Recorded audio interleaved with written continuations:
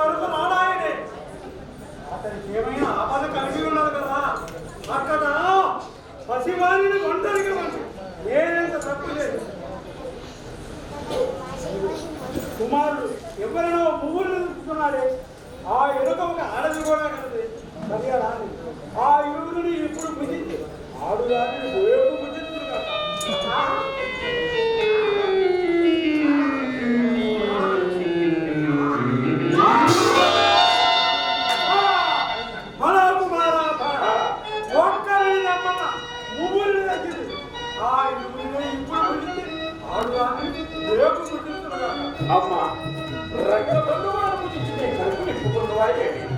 మానవులు మనకు రక్త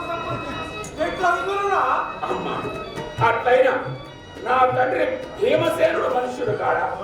అతడు నీ భర్త కాడా? అతనిలో పవిత్రము రాక్షసాంశ కాదురా.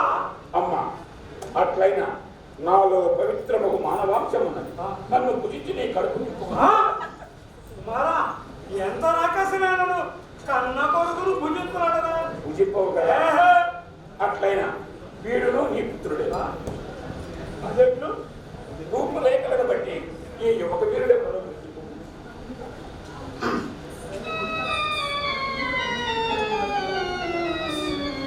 కుమారా, మానవులందరకు జంతుజాలములు తిరు పదార్థము వలె ఎట్లు కనిపించునో రాక్షసులమైన మనకు మానవులు అట్లే కనిపిస్తున్నా. ఇతడు అర్జున బాబయ్య గారి కుమారుడు అభిమన్యుడు. అభిమన్యు కుమారా, ఆహా ఏమైనా రమ్మనాయన రమ్మ. ఆహా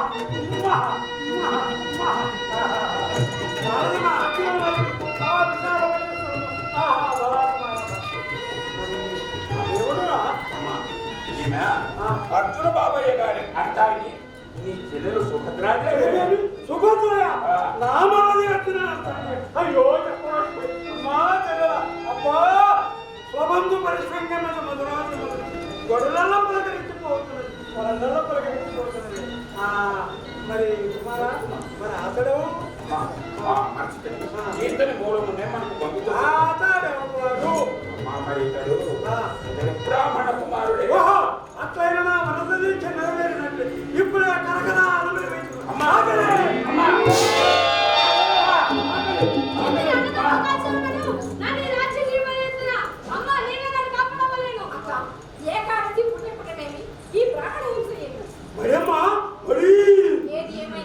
ఇది మనకు తగని పని.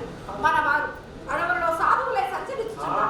మనం ఇతర మాంసాహార మధుపాన ప్రవర్తనమే సంచరించుగా పక్షి కాదు.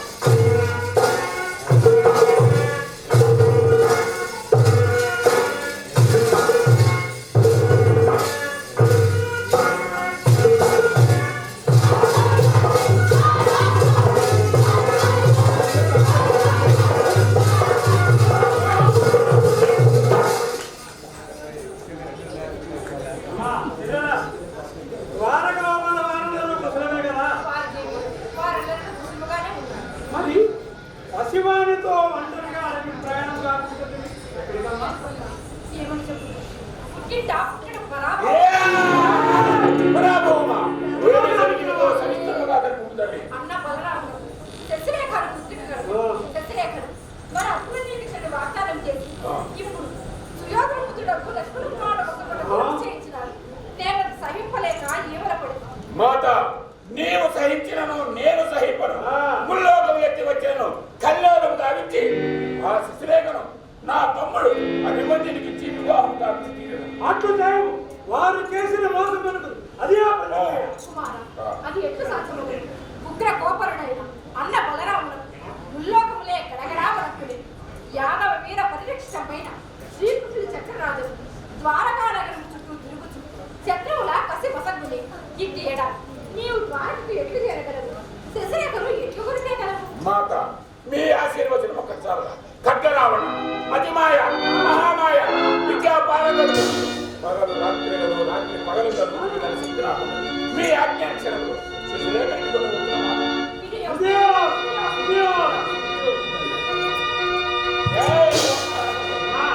తనయుడు పోయినాడు కదా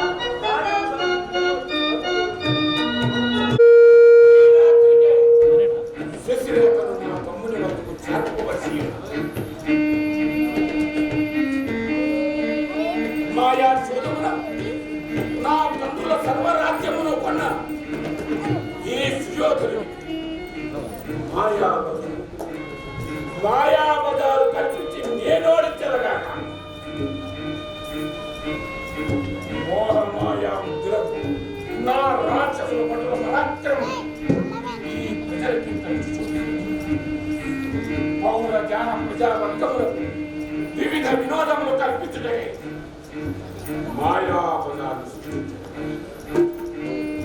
మాయాబజారును సృష్టించదగా ఇప్పుడే పోయి మాయాబజారు కల్పన చేసి చూచగా జాగ్రత్త.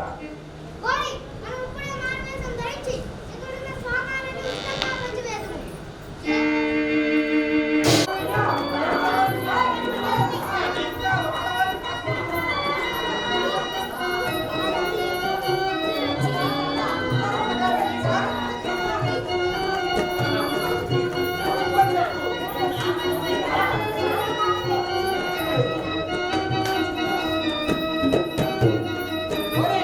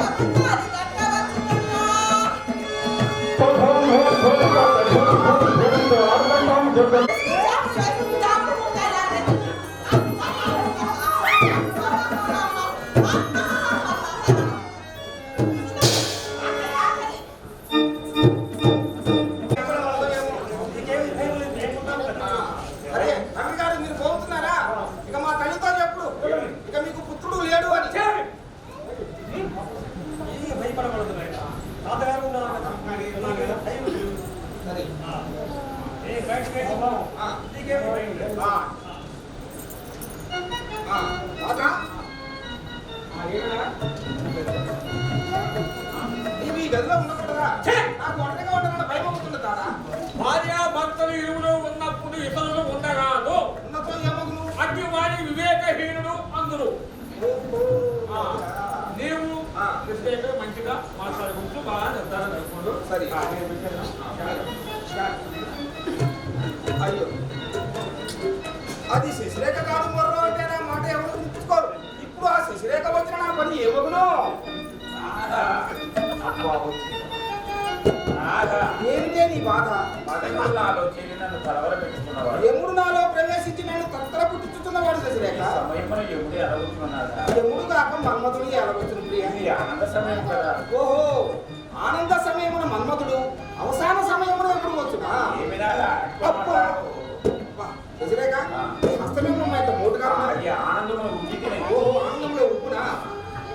సరే, నీ కంటమే మట్టం నడిపోయింది. శశిరేఖ, ఇగో నీ అందాన్ని నేను కళ్ళు మూసుకొని పరీక్షించదు. ఇగో నాకు ఒక కోరిక శశిరేఖ.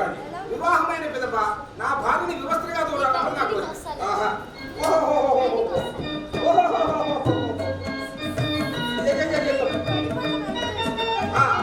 శశిరేఖ, నీ అందమును నేను కళ్ళు మూసుకొని పరీక్షించదు.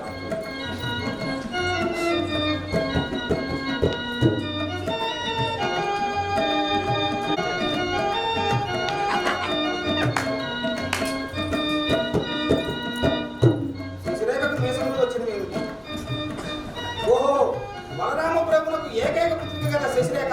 వేసముడు మొలిచిన మొలిచినా శశిరేఖ, కళ్ళు మూసుకుని చూస్తేనే ఇంత అందంగా నుంచివే, ఇంకా కళ్ళు తెరిచి చూసిన ఇంకెంత అందంగా నువ్వు ఉండే పగిలి చచ్చేది.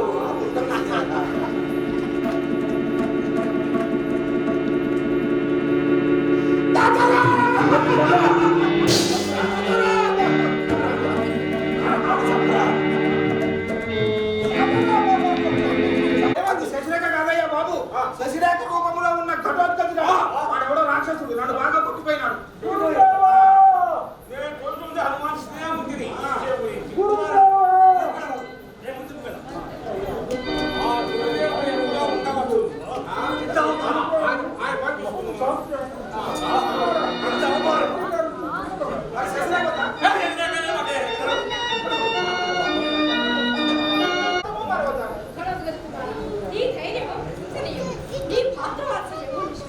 తల్లి, ఇది ఎంతయు మీ ఆశీర్వచన ప్రభావం.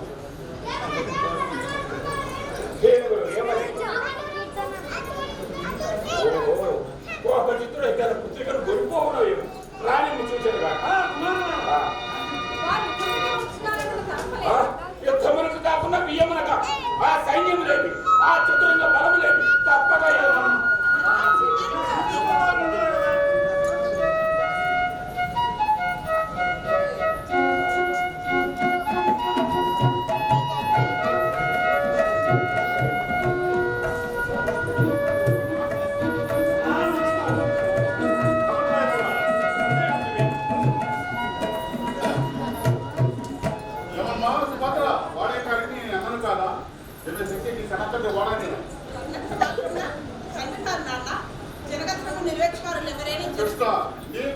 ఇప్పుడు బయటపడినది. ఈ పెళ్లి తారుమారు గావించి శశిరేఖ పట్ల జనక ధర్మం నిర్వహించుతుండగా తులక నా కన్నబిడ్డ చేత తండ్రి అని పిలిపించుకున్న భాగ్యము లేకుండా చేసింది. ఎక్కడి తప్పులు ప్రారంభించింది. అన్నకు తగ్గ తమ్ముని కాలేకపోతుందని మరీ విచారిస్తుంటుంది. దానికేంటి వచ్చిన పని ఎదిగి నేనే ఎదురు అందరూ ఇవ్వాలి కదా. వచ్చిన తోడనే నిన్ను చుట్టుముట్టి నీతో మాట్లాడేది కానీ ఇంటికి పెద్దవాళ్ళను గౌరవం ఇచ్చుకొని యోచించిన ఎవరు ఏమో కొన్న నా హృదయం నిమ్మవత్తున్నారు. అన్నగారు నిష్కృష హృదయం నీకు తెలియదా? వారి ఆగ్రహమే మన కడుపుతుంది కాబట్టి సిద్ధమే ప్రయాణం అంటుంటే ఈసారి వచ్చినప్పుడు మా మీరెల్లరూ రకరక విచ్చేసినారు నా తమ్ముని పెళ్లికి. నేను గావించి విద్యులారగించి సావధానంగా పొందు. అన్నా ఏమన్నదవు?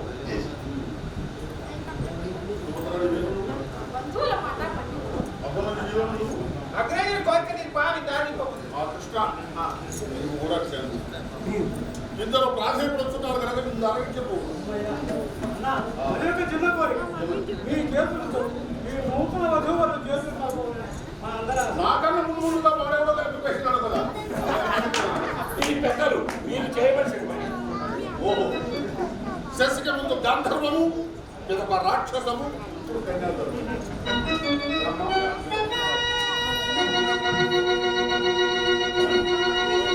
కాదు కాదు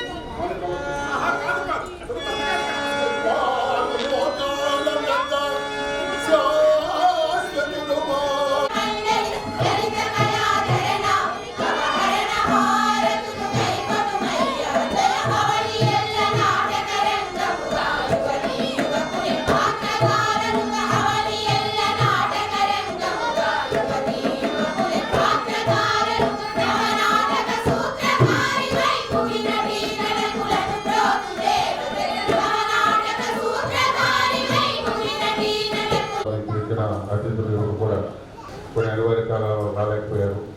రేపటి నుంచి కూడా వారు వస్తామని చెప్పి ఫోన్ చేసి చెప్తారు.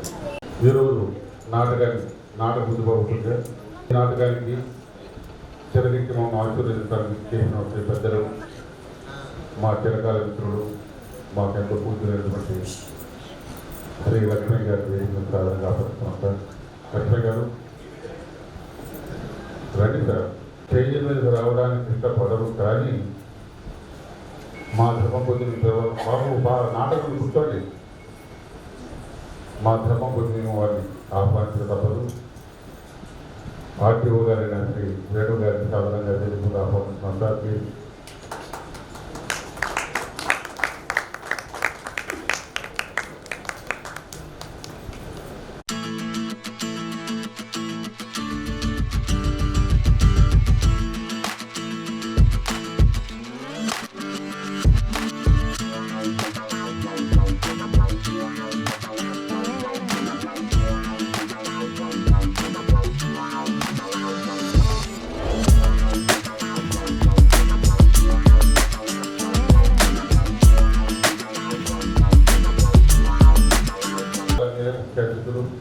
రేపటికి కూడా ఏదైనా మీ ఆశీస్సులు ఉంటాయి. ప్రేక్షకులు విరివిగా నాటకానికి చేసి మమ్మల్ని ఆశీర్వదిస్తారని కోరుకుంటూ, అతిథి దేవభావానికి ముఖ్యంగా ఇలాంటి పెద్దలను సత్కరించుకుంటేనే ముందుగా నాటకం ప్రారంభించే ఆనవాయితీ.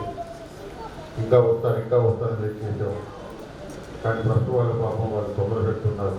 అయ్యా కొద్దిగా చెప్పండి అప్పుడు మొదలుపెట్టాను.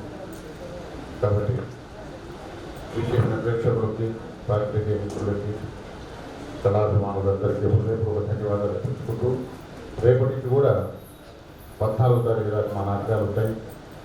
కరెక్ట్ టయానికి నాటకాలు బిగిన్ అవుతాయి. రేపు నుంచి ఆ వచ్చే అతిథులు కూడా ముందుగానే రమ్మని చెప్పేసి వారికి మళ్ళీ చెప్పడం జరిగింది. ఒకవేళ వాళ్ళు వచ్చేది లేట్ అయినప్పుడు కూడా ఇదే విధంగా సాంప్రదాయాన్ని పాటిస్తూ నాటకాన్ని బిగిన్ చేస్తాం. నాటకం అయితే కరెక్ట్గా అనుకున్న టయానికి జరుగుతుంది. ప్రేక్షకులు ముఖ్యంగా ఈ పౌరాణిక నాటకాలు ఇంత కట్టుగా ఇంత మంచి జనాభాలో కళ్ళ పెట్టినట్టుగా మేము సులభంగా తప్ప మరి ఎవరు ప్రదర్శిస్తారు. ఎందుకంటే ఇది ఖర్చుతో కూడిన విషయం. అటువంటి ఖర్చులు కూడా మేము భరాయిస్తూ కేవలంగా నాటకరంగాన్ని బ్రతికెత్తాలని, నాటకరంగం వృద్ధి చేయాలని చెప్పి మేము పాటుపడుతున్నాం. ఇక్కడ కొంచెం 15 సంవత్సరాలైనా మేము ఎలా ఉన్నామో పక్క వారికి తెలియదు, పక్కింటి వారికి బయటికి పోయేది లేదు. అసలు తింటున్నామో లేదో అని కూడా ఎవరికి తెలియదు. ఈ 4 గోడల మధ్య మా జీవితాన్ని గడుపుతున్నాం. అంతకుముందు కరోనా టైంలో కూడా ఎవరికి కూడా మేము అర్థించలేదు, వ్యాఖ్యించలేదు. ఒక మాట చెప్పాలంటే కురభి అనేవాడు యాచకుడు కాదు, కళాకారుడు. నిజమైన కళాకారుడు అనేవాడు యాచకుడు కాదు. వాడి కళను వాడు బ్రతికిస్తున్నాడు. ఈ కళను బ్రతికిస్తామని ప్రతి ఒక్కరిని నేను కోరుతాను. అంతవరకే కానీ కళాకారులు ప్రత్యేకంగా మా గుర్తు పెట్టమని ఎవరిని కూడా నేను అడిగేవాళ్ళు కాదు. అటువంటి తరుణంలో మమ్మల్ని ఎంతో ఆదరిస్తున్నారు పెద్దలైన వారు. ఇక్కడే కాకుండా విదేశాల్లో కూడా నేను ఇక్కడ నాటకాలు లేనప్పుడు దేశాలు కానీ ఢిల్లీలో కానీ ఇండియాలో ప్రతి ఒక్క చోట కూడా నాటక గురించి రావడం జరిగింది. ఎన్నో అవార్డ్స్ కూడా మాకు రావడం జరిగింది. దేశ విదేశాల్లో కూడా ప్రదర్శించాము. మేము కోరుకునేది ఒకటే, మీరు ఒక 10 మంది వస్తే మాకు పెద్ద ట్రైనింగ్ ఇచ్చినట్టు బలం మాకు. మీరు మాకు మణిమాన్యం కూడా అవసరం లేదు, కానీ ప్రేక్షకుడైన వారు నిండు మనసుతో వచ్చారు చూస్తే, ఆ నాటకాన్ని చూస్తుంటే, అతను ఆస్వాదిస్తుంటే, అతను చూసి మేము ఆనందించుకుంటూ సంతోషిస్తూ మేము ప్రదర్శన చేయాలని మాకు వచ్చారు. ఆ ఒక్కటి మీరు తీరిస్తే ఈ వారం రోజుల పాటు మేము ధన్యవాదమని భావిస్తూ, ఇందాక మా మిత్రులు ఎంత కళాప్రియులంటే వారు ఎవరికి మీకు పరిచయం లేదు. వారు ఆర్టీఓ గారు మొన్నదాకా కొత్తగూడెంలో ఉన్నారు, సిద్దిపేట జిల్లాలో ఉన్నారు. మాకు చిరకాల మిత్రుడు, కళారంగం పట్ల పేదవారి పట్ల ఎంతో సఫలం కలిగినటువంటి గొప్ప వ్యక్తి. 10 మందికి ఆకలినే వాడికి ముందు ఆకలి ఇచ్చిన తర్వాతే బాగా అనిపిస్తారు. అటువంటి మహానుభావులు మాకు ఎన్నో విధాల సహకారం చేశారు. ఇంతకుముందు రోడ్లు వచ్చినప్పుడు ఎట్లా చేస్తున్నారు వేణు గారు అంటే మీ పరిస్థితి ఏంటంటే నేనేం చెప్పలేదు, ఈ పరిస్థితి చూశాడు ఆయన. ఒక 3 రోజుల పాటు మేము భోజనం ఏర్పాటు చేస్తున్నామని చెప్పేసి మాకు వారు చెప్పడం జరిగింది. కానీ మాలో మంచి కాబట్టి వారి మాటలు నేను తెలుసుకున్నాం. ఒక 3 రోజుల పాటు మీ కళాకారులంతా కూడా నేను భోజనం ఏర్పాటు చేస్తామని చెప్పి సర్వకష్టం చేసుకొని వారు చెప్పడం జరిగింది. వారి పెద్ద మనుషులు ఈసారి నేను హృదయపూర్వకంగా ఇప్పుడు పెద్దలు ఒక కార్యక్రమాన్ని ఇవాళ తెలిసింది కాబట్టి మన వాళ్ళు వస్తారనుకున్నాం, కానీ విఐపీసీలు ఎవరు రాకపోవడం అనేది చాలా బాధాకరంగా ఉంది వాస్తవానికి. కనీసం మన సుధీర్ రెడ్డి గారు ఎమ్మెల్యే గారు వస్తారనుకున్నాం, వారు కూడా రాకపోవడం చాలా బాధాకరంగా ఉంది. ఏదేమన్నా కానీ వారి మేడం గారు ఇవాళ వస్తారని చెప్పి కూడా చెప్పారు, వారు కూడా రాకపోతే ఏదైనా కానీ ఒక మంచి కార్యక్రమాన్ని రూపొందించారు. మరి రకరకాల మార్పులు కూడా చేశారు. గతంలో నేను చూస్తే చాలా మార్పులు తీసుకొచ్చారు. ఎఫెక్ట్స్ చాలా చక్కగా వచ్చినాయి. సో ఇంకా దినదినాభివృద్ధి చెంది ఈ కార్యక్రమాన్ని ఇంకా ముందుకు తీసుకెళ్లాల్సిన బాధ్యత ఉంది. మనందరూ ప్రేక్షకులు కూడా సహకరించి ముందుకు తీసుకురావాలి. మరి ఇక్కడ సార్ విషయంలో కూడా చాలా ప్రాబ్లమ్స్ ఉన్నాయని చెప్పి మాకు వచ్చింది ఇక్కడ ఇన్ఫర్మేషన్. కానీ సొంతంగా భూమి తీసుకొని చేసుకోవాలని చెప్పేసి నేను మొదటిగా చెప్తున్నాను. అది గవర్నమెంట్లో అది కన్సిడర్లో ఉంది.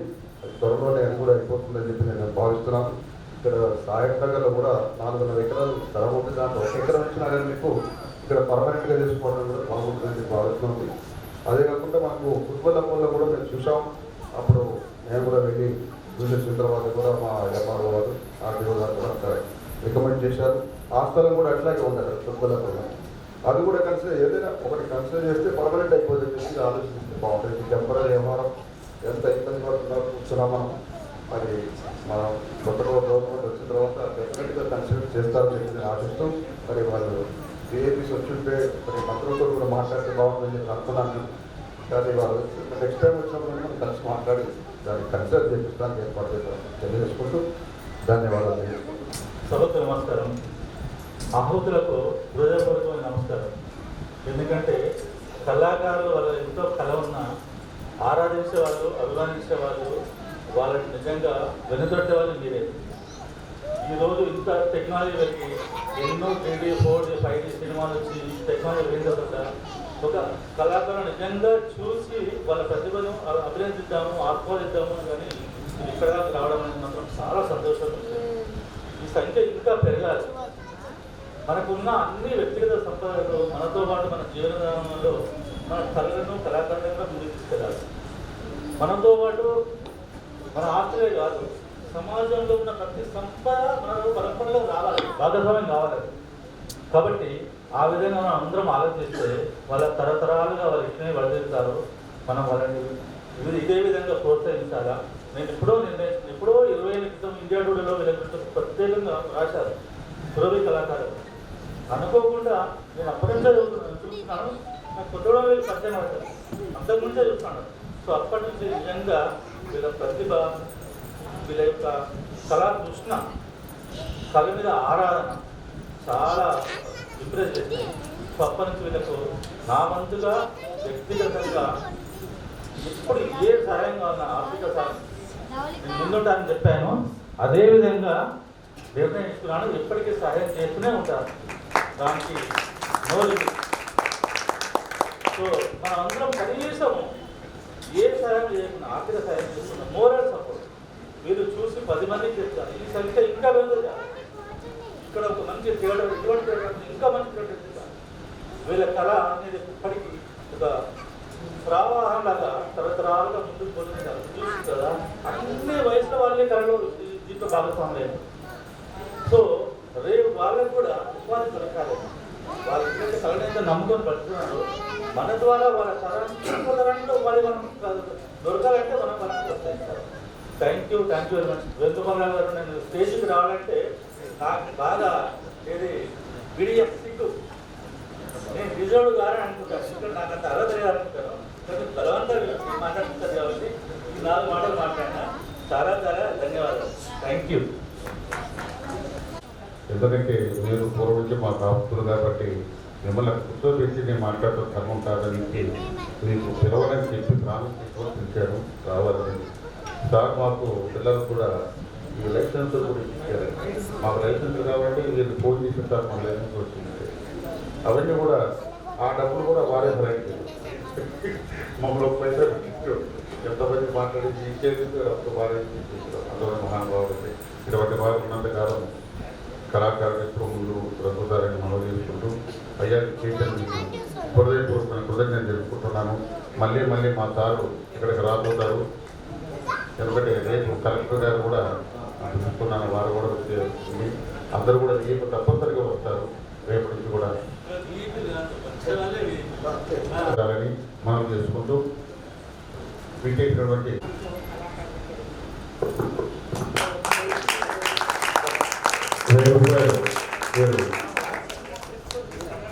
అప్పటి నుంచి అసలు నేను తట్టుకోలేకుండా ఇక్కడే కూర్చున్నాను. బిఏకి వచ్చినాక ఎక్కలేదు, బిఏకి వస్తాడో కాదో తెలియదు. కానీ నా మనసు మాత్రం స్టేజ్ మీద ఉంది. చిన్నప్పుడు చాలా ఇంట్రెస్ట్ తోని దుప్పటి కప్పుకొని వెళ్ళి పెద్ద మనుషులతో పాటు వెళ్ళి చూసేదాన్ని. అప్పటి నుంచి నేను సినిమాలన్నా బయటన్నా చూడను, కానీ ఇలాంటివంటే చాలా ఇష్టం నాకు. ఎందుకంటే మన పిల్లలకు నేర్పాల్సిన దీనిలో ఉంది కాబట్టి మన పిల్లలకు కూడా చెప్పాలని కొన్ని వీడియోలు కూడా తీసుకున్నాను. కంపల్సరీ మీరు కూడా దీనికి సహకరించాలని, మీ పిల్లలకు చెప్పాలని, మీ తోటి చుట్టుపక్కల ఉన్న వాళ్ళు కూడా చెప్పి దీన్ని ఆస్వాదించాలని చెప్పేసి కోరుకుంటున్నాను. Thank you. అతి ప్రియులు వాడు నాటకం అంటే వాళ్ళ ప్రాణం. అటువంటి వారు 1000 రూపాయలు ఉపకరించారు. మేడం గారు 1000 రూపాయలు ఇచ్చారు. వారికి సభాముఖంగా ధన్యవాదాలు ఇచ్చుకుంటూ వైద్యులతో చిన్న పాప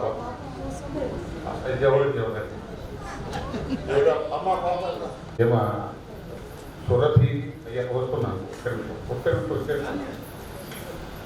సురభి ఎవరు నీలో కాదు. ఇప్పుడు రమణాచార్య గారిని అయితే సురభి రమణాచార్య అంటారు. వీళ్ళని కనిపించే లక్ష్మయ్య గారిని సురభి లక్ష్మయ్య గారు అంటారు. అలాగా మీరు కూడా 1000 రూపాయలు ఇచ్చారు. ధన్యవాదాలు సార్.